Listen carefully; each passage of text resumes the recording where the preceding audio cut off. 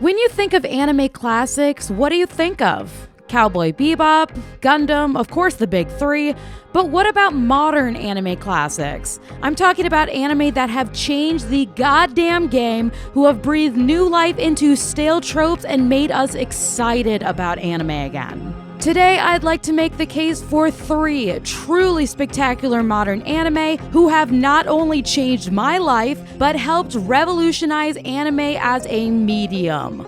I am a massive stickler about giving out high ratings, but all of these have more than earned their 10 out of 10 ratings.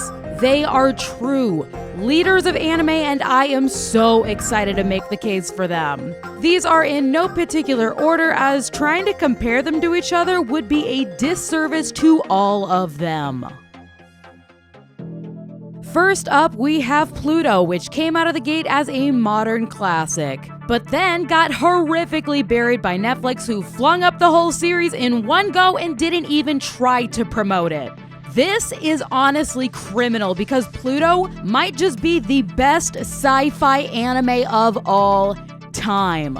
First off, it is by Naoki Urasawa, who is one of the greatest mangakas ever, whose works are renowned as masterpieces and legitimately changed the industry as a whole. You probably know him best from the anime adaptation of Monster, which came out in 2004 and is widely considered the greatest psychological thriller ever created. He is also the author of 20th Century Boys, Billy Bat, Asadora, and many others. For Pluto, he dived into one of the most famous anime series of all time, Astro Boy, and rewrote it as a dark mystery thriller. We follow Gazish, a robot detective who is tasked with finding the serial killer who is systematically destroying the world's most powerful robots. What comes next is one of the most astounding and prolific journeys that covers an obscene amount of ground in only 8 episodes. We are talking deep conversations about the dangers of hatred and bigotry, how they radicalize the vulnerable, leading to division and violence. It straight up dives into dissecting the ethically dubious morality of war, the corrupt political machines fueling it, and the part that we ourselves partake in it by just living our day-to-day life. Since Gazish is a robot, he feels this the hardest. In this world, wars have evolved past humanity and are now fought by governments via robot armies. As the layers come undone and you see the sheer amount of trauma he's compounded, both him and the audience feel the devastating gravity of what he has been used for. Pluto is a masterpiece, plain and simple. It is one of the greatest anime of our time whose messages are timeless. They were relevant when the manga was released in 2003, and they're even more relevant and drastically important in today's political hellscape. If a robot can go on a journey to reclaim his humanity, Pluto teaches us that we too can take back our power and actively make a difference in the world around us.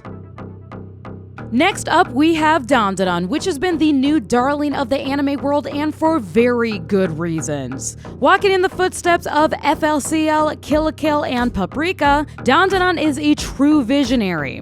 I was already a massive fan of the manga, so when I found out that Science Saru, my favorite anime studio, was producing it, I knew that this was gonna be a hit.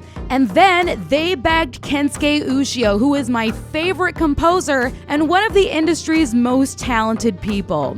With his and Science Saru's help, every single component of this anime perfectly came together.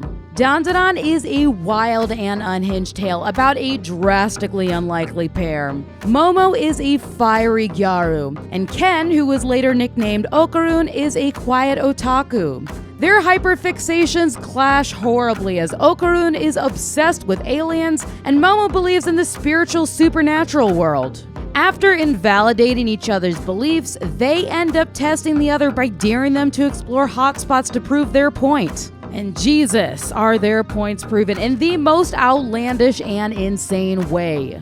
From here, the remainder of the series focuses on them trying to navigate these new worlds without being consumed, or abducted, or just straight up unalived. I would be remiss if I did not mention that Dandadan has a couple scenes with SA and other related situations. As gratuitous and seemingly meaningless this additions seem, I have heard some sound arguments that claim that these scenes showcase the dark side of Japan. The harsh and devastating realities that girls and women face every single day. And when you look at the actual scenes in question, it kind of tracks. Like, the scenes are never fan servicey, they do not glamorize it, and the predators in question are all Japanese businessmen coded.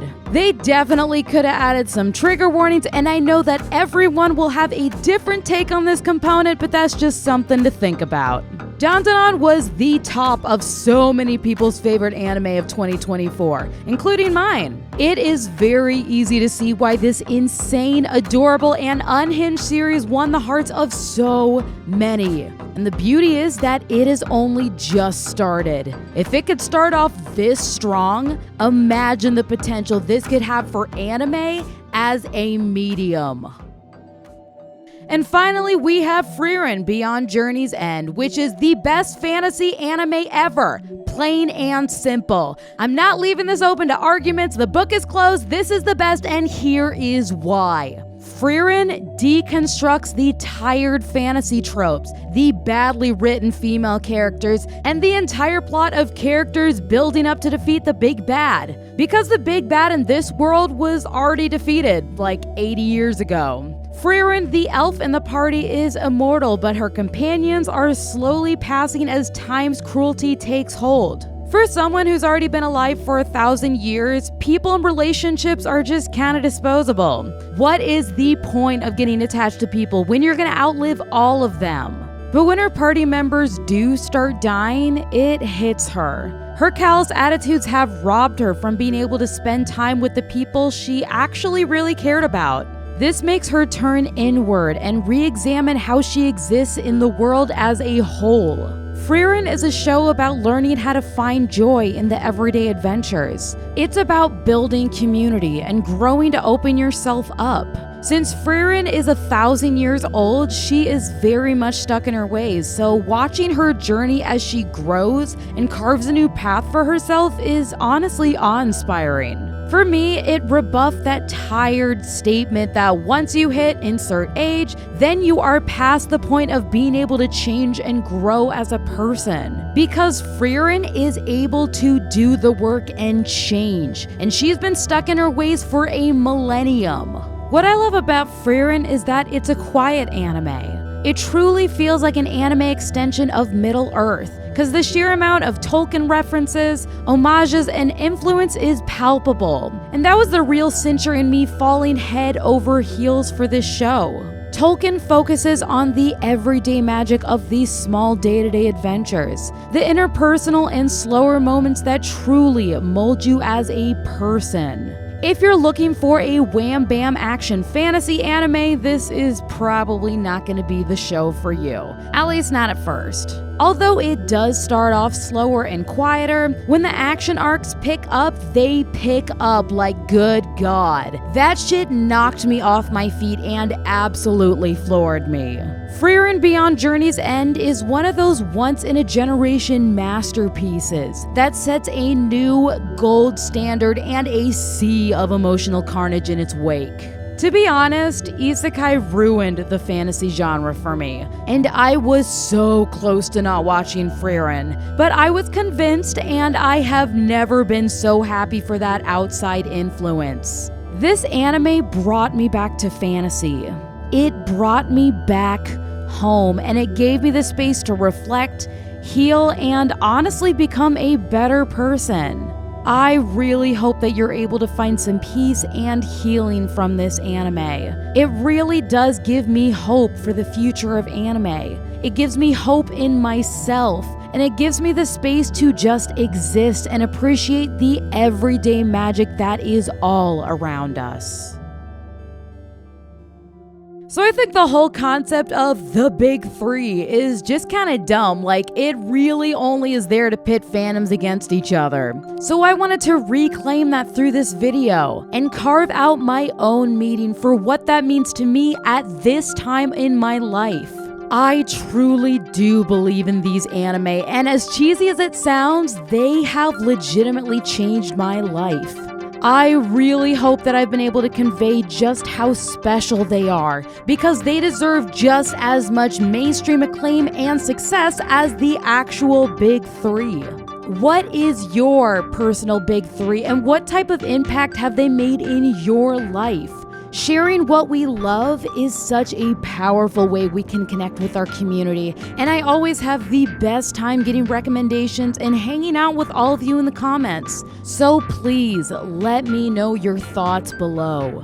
I have also launched a second channel called Neko Deko Chibi, where I post the longer cuts from my videos that are edited down for time here on my main channel. I also post daily content, and I would love to hang out with all of you over there. But on a serious note, I really hope that you are taking care of yourself. It is a very stressful time to exist, so self-care and finding media to immerse yourself, to just give yourself breaks, is more important than ever. So please take care of yourself, hold your friends and community close, and just give yourself space to exist. Thank y'all so much for sticking around, and I'll see all of y'all on the next one.